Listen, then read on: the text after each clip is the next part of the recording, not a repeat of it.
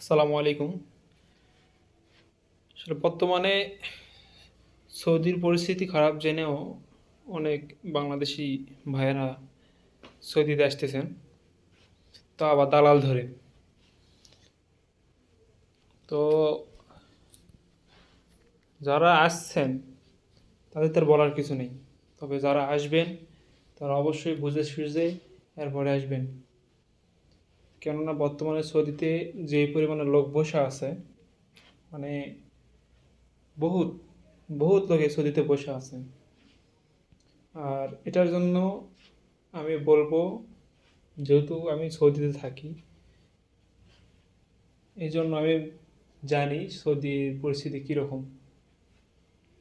হয়তোবা দালালরা আপনাদের বলতেছে আবাসিক হোটেল, কফি শপ, রেস্টুরেন্ট এই সমস্ত কাজ দিবে, কিন্তু এখানে আসার পর দেখেন যে বিষয়টা আসলে অন্যরকম। আসলে দালালের কথায় কান দিয়ে আমি নিজেও এখনো বিপদে। এই জন্যে আমি আপনাদের বলবো, কেউ দালাল ধরে আসার চেষ্টা করেন না।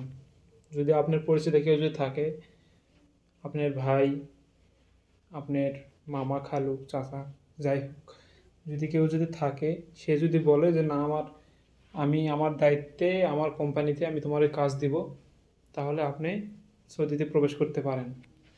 কিন্তু এছাড়া যদি মনে করেন যে দালাল ধরে যাব, যাই সুন্দর একটা দালালে কাজ দিবে সেই অনুপাতে কাজ করব, তাহলে ভাই সেই চিন্তা ভুলে যান। কেননা দালাল ধরে সৌদিতে আসছেন মানে আপনি মরছেন। এখন অনেকে বলবে ভাই আপনি তো কাজ করতেছেন। ভাই আমি কাজ করতেছি, আমরা একসঙ্গে আছি তিনজন।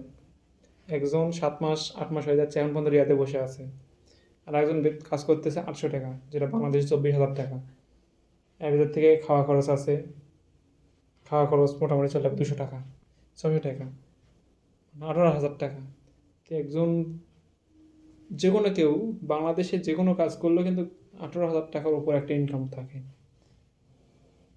এই জন্যে আমি বলতেছি না যে এখন, বলতেছি না যে এরকম আসা যাবে না। আগে বললাম যে যারা আসবেন ভেবে চিন্তে বুঝে আসবেন। এখন মন্তব্য করবে আমি দালালি করতেছি, আমার এখানে ভাই আমি কোনো লোক নিয়ে আসি না। আমাকে অনেকে বলছেও যে আমার নিজস্ব অ্যাকাউন্টে 50,000 টাকা ঢুকবে, এরকম অনেকে বলছে। কিন্তু ওই সমস্ত প্যারালা ভাই সময় নেই, এমনিতে যেই প্যারায় আসি এটা অনেক, যেই পর্যন্ত প্যারায় আসি এটা বলে শেষ দিতে পারব না। এই জন্যে আমি আপনাদের জাস্ট সতর্ক করে দিচ্ছি।